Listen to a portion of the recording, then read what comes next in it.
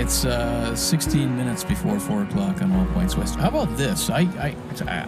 Personal story. I walk out to my car the other morning to drive to work, and there's a CD stuck under my windshield wiper. And I'm thinking, what is this, some advertising? Did the wind put it there? Well, it turns out a local musician named Dustan Townsend had randomly slipped his disc under 1,000 car windshield wipers trying to reach a market for his music, and it worked. I gave his 11-song effort a spin, and I found a sound I really wasn't familiar with. And I reached out to Dustin today, and he told me he's originally from Red Deer in Alberta. He moved to Victoria 3 years ago to find musicians who could help him learn the cello. And he found this guy, Mack Shields, the fiddler from the Tequila Mockingbird Orchestra. You know them.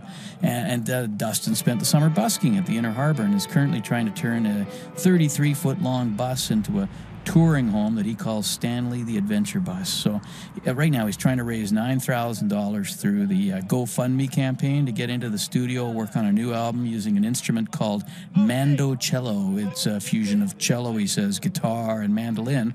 Oh, and about those 1,000 albums he's been handing out, well, so far he's brought in a whopping $10 in donations and a couple of likes on Facebook. So let's give him a hand. Here's Dustan Townsend with Fish in a Birdcage, and he tells me this will be the first time his music has been played on the radio.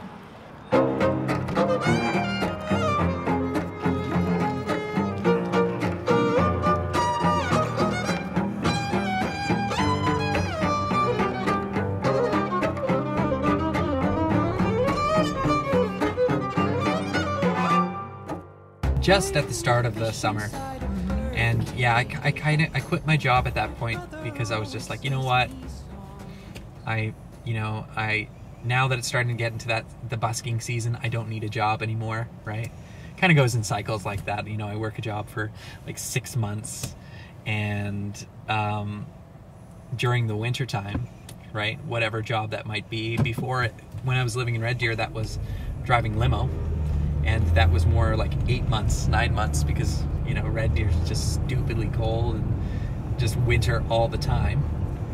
Oh man, I think I missed it.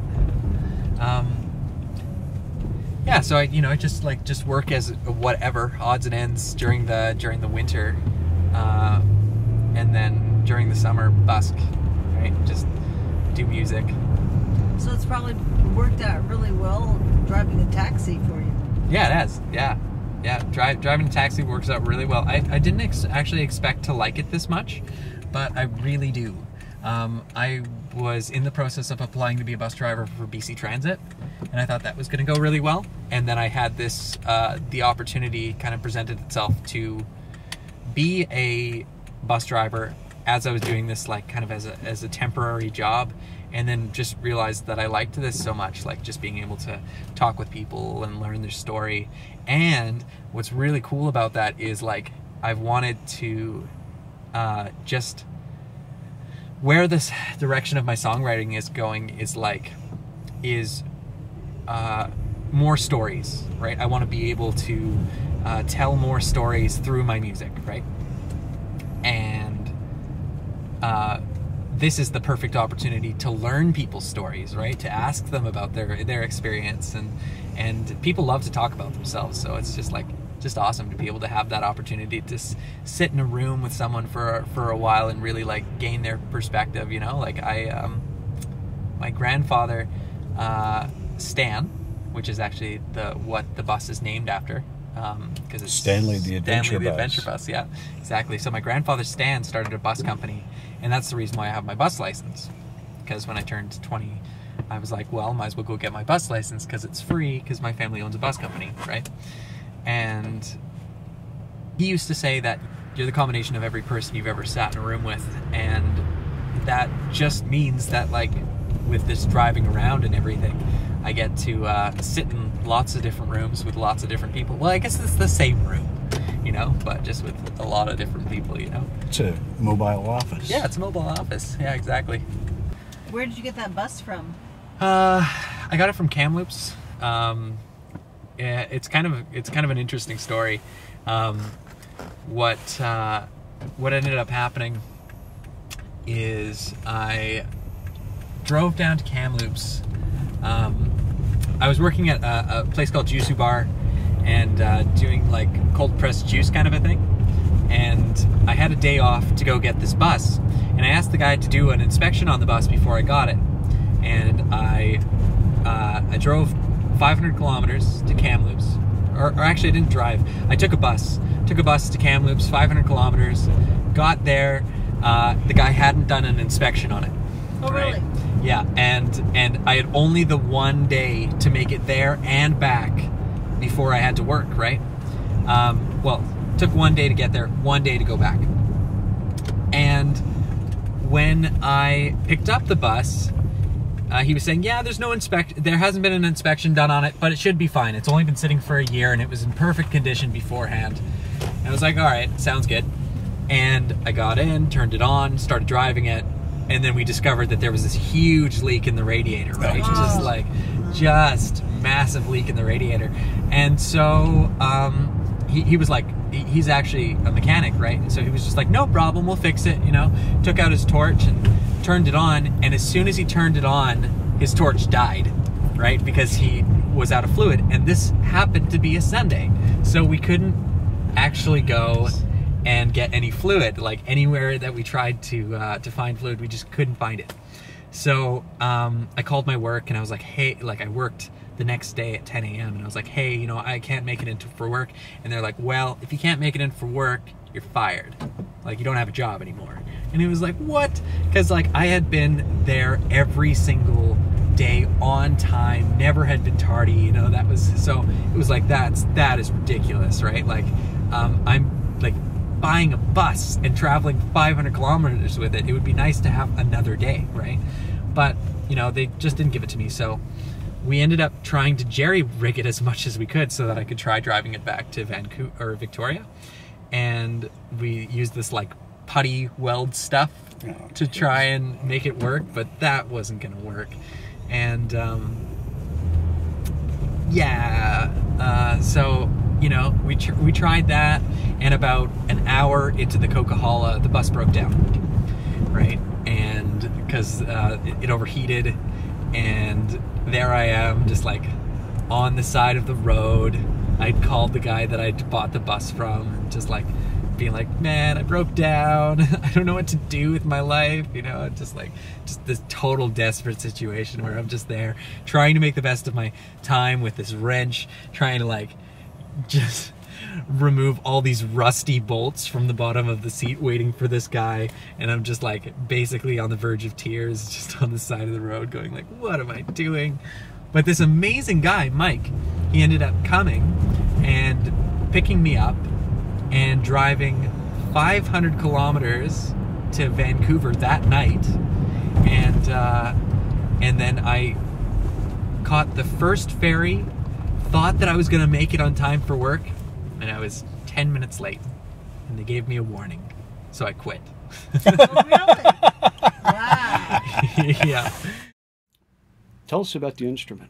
Okay, so this is the Mando Cello, and it's a combination of a guitar, mandolin, and a cello, because it's tuned like a cello, so C, G, D, A, and then it's kind of got the mandolin kind of two-string thing going on, so you could use mandolin technique, and it has the guitar body, so it's a really unique instrument. And I've got a wood tone amp on the back of it, so it's actually got like an amplifier built into the thing. So, pretty cool.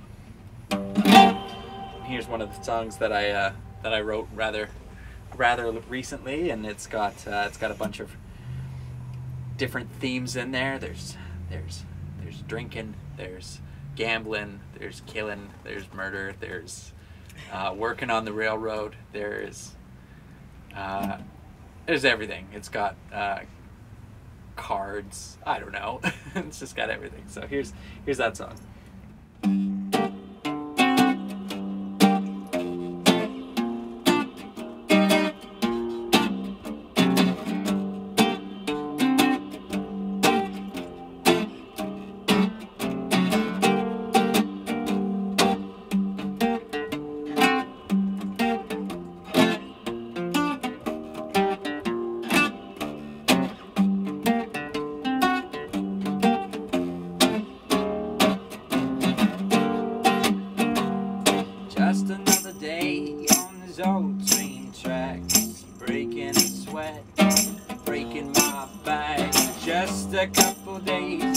old train tracks on my way back home. 20-something years of working in the sun. The days are hot, the days are long. Shackles, chains, shovels, and spades work me to the bone. No, I'm not innocent, and I would do it all again. The devil earned his sin, wrapped in that worthless waste of skin. I'll never forgive him. I'll never forget.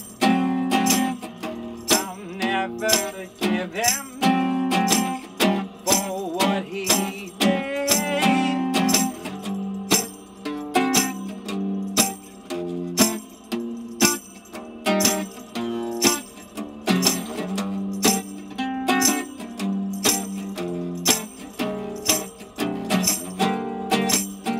See, I used to be a gambler at the crack of noon, with piles of chips at Sal's saloon. When my 4 aces beat his straight, he tried to take my life. But that son of a bitch, the roach of a man, drew his gun and changed my plans. From living life easy to a life behind chains, he shot my woman down. No, I'm not innocent, and I would do it all again. The devil earned his sin, wrapped in that worthless waste of skin. I'll never forgive him. I'll never forget. I'll never forgive him for what he did.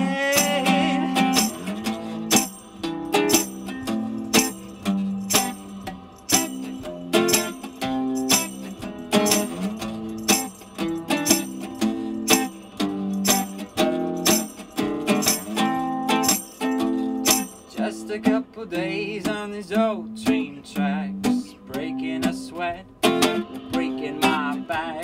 Just a couple days on these old train tracks, on my way back home. 20-something years working in the sun. The days are hot, the days are long. Shackles, chains, shovels, and spades work me to the bone. Work me to the bone. They work me to the bone.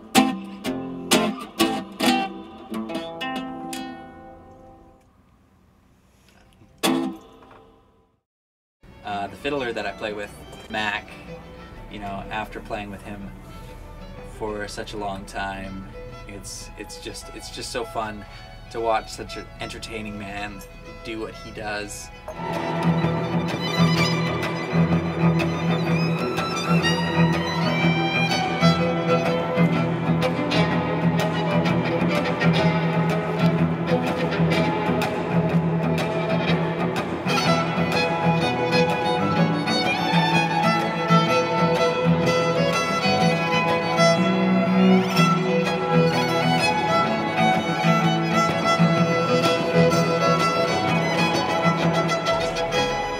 So easy for him to get people laughing, and he's just such a character.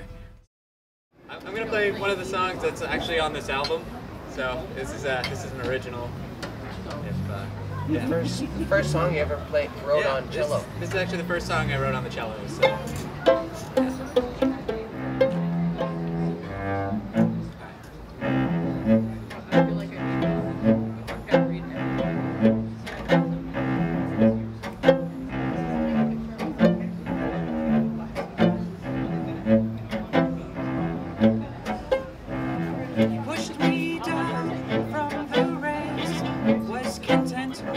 Second place, yes, it's